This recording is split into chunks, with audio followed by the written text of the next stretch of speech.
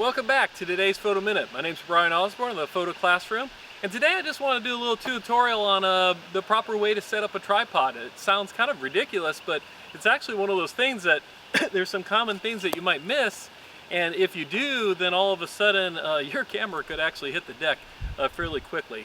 So a couple things I want to show you. Number one is you want to always make sure that you extend out the longest legs, the heaviest duty legs, the thickest legs before the thinner ones. So I'm going to start with these. If you need to use all the sections of legs, that's fine.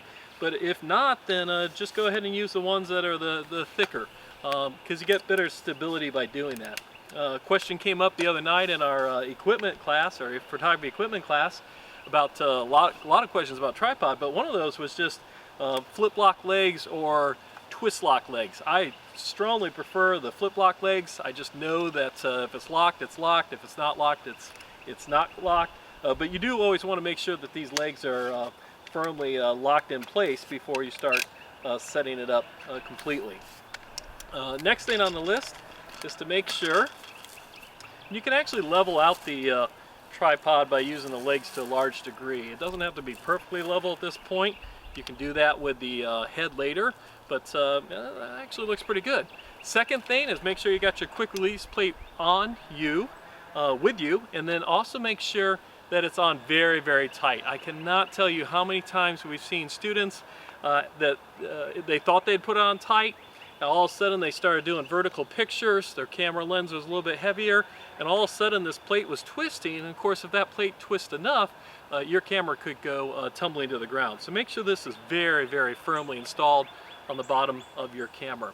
When you get ready to mount that camera, you want to make sure that the release is unlocked so I can get that plate in place. Go lock it in, but you've noticed not just the click, I'm going to actually push it with my finger, that lock lever in, to make sure that it's locked. I cannot tell you how many times I have actually placed the camera there, taken my hands away, only to find that that thing was barely balancing, that it wasn't actually locked or installed properly. So make sure you check that before you go any further. You might notice I went ahead and put a sticker on that we talked about in one of our other sections about making sure that you turn off the optical stabilizer if you have it on the lens that you're using. And so I've got that sticker back there to remind me of that, and I did. And there I go. Got to make sure I turn off my stabilizer. And then we often talk about the fact that a tripod really doesn't do you any good if you still have to use your finger to fire the shutter button. Because even on a good tripod, using your finger to fire that shutter button usually shakes the camera, providing some blur in the pictures. And so you either want to use a remote. I always keep my remote in that little baggie that I already have installed on the side of my tripod. If you do not have a remote, then use the self-timer. Even if it's a 5-second self-timer and just allows it to stop shaking, take your hands away from it before it actually fires. It should be all good to go right now. This is something that you definitely want to be able to practice. You want to make sure that everything looks level. Sometimes your camera has a built-in level that you can use. There's also a level that's kind of a pain, but you can look down at it on the actual camera mount part of the tripod. And then we often talk about using a little bubble level that you can stick in the hot shoe as well if you want to do that. But make sure the camera's level, make sure it's set up, ready to go. And now I'm ready to take some pictures. One quick reminder, maybe encouragement, is make sure you practice setting this up, taking it down. For the people that are fairly new to using a tripod, that can just seem labor intensive, and then you tend to find yourself not using a tripod in situations that you probably should be.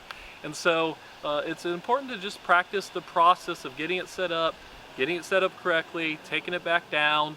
And then with some experience, you'll get to the point that, like myself, as soon as I get out of my vehicle when I'm ready to go do a shoot, I'm actually uninstalling it. I'm actually setting up the legs and everything as I'm walking so that I have a better chance of getting the shot that's before me and not running out of time. Hope this has been helpful. Get out with your tripod, do a little practice today, and thank you again for joining us for today's Photo Minute.